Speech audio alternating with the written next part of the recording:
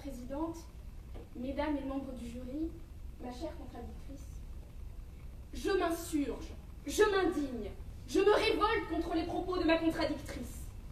En insinuant qu'il vaut mieux être à plusieurs, ma contradictrice insulte mon travail.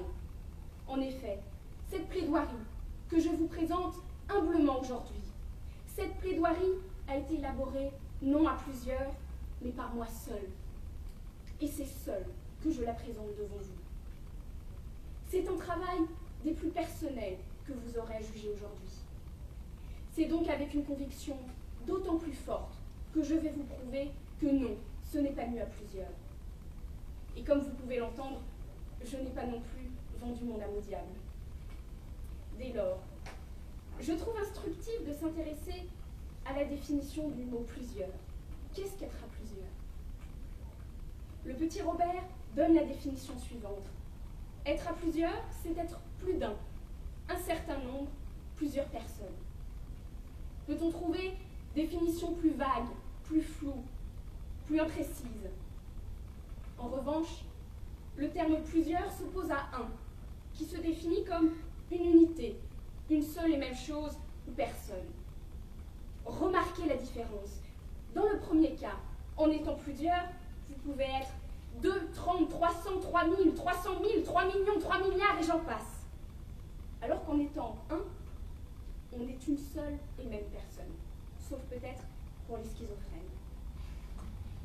Et c'est le cas au départ même de notre vie, dans le ventre de notre mère. Nous sommes seuls, seuls à profiter de la nourriture, du confort. On m'opposera le cas des jumeaux, ou ce que l'on appelle les grossesses multiples, mais peut-on dire qu'il est mieux d'être à plusieurs dans le ventre de sa mère? Eh bien non, car il s'agit d'un espace assez étroit, et être plusieurs à l'occuper veut dire moins de place, moins de nourriture également. D'autant plus qu'on observe toujours que l'un des fœtus s'appropriera une part plus importante de nourriture au détriment de l'autre. Imaginez la situation lorsqu'il y a, comme ça s'est déjà vu au Texas ou en Californie, 8 embryons qui se développent dans le même utérus. C'est un peu comme vouloir loger 8 personnes dans un logement étudiant de 9 mètres carrés. Il est bien plus agréable d'y loger seul. Y a-t-on d'autres situations dans lesquelles on aurait préféré être seul? Vous, membres du jury, ma chère contradictrice, vous, les membres de cet auditoire, ne vous est-il jamais arrivé de devoir prendre le RER à l'heure de pointe par une chaude journée d'été? Quel bonheur de sentir l'écorce frôler, la douce odeur corporelle de son voisin, de respirer un air pur et frais. Et si vous avez un peu de chance, le RER restera bloqué quelques minutes dans un tunnel bien sombre, prolongeant encore cette agréable intimité. Et lorsque vous allez faire les courses, le samedi matin au supermarché, n'avez-vous jamais maudit tous ceux qui se trouvaient là?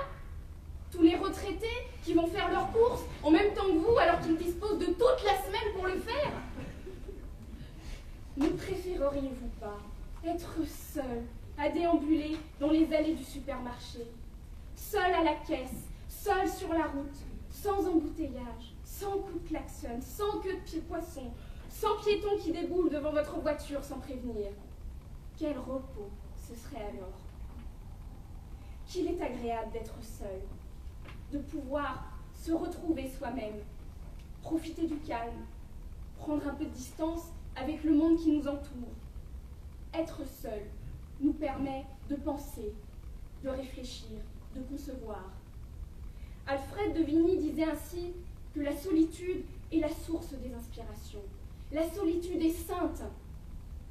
Oui, la solitude est l'aphrodisiaque de l'esprit. Elle inspire les hommes. C'est elle qui est à l'origine des plus grandes œuvres de notre temps. Goethe disait que toute production importante est l'enfant de la solitude. Léonard de Vinci était seul lorsqu'il concevait ses inventions, tout comme Claude Monet lorsqu'il peignait ses nymphéas, ou Zola lorsqu'il écrivait les Rougon-Macquart. Les artistes ont tous conçu leur œuvre seule. C'est lié entre autres à la nature même du génie. Celui qui a une intelligence créative ou une faculté plus développée que chez les autres individus ne pourra tout simplement jamais être totalement compris par ces derniers. Il pourra encore moins espérer pouvoir travailler avec eux. C'est seul que tout son génie s'exprimera.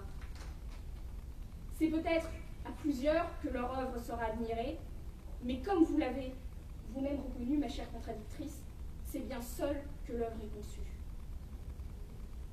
Dans le domaine musical, y a-t-il quelque chose de plus beau que les solos?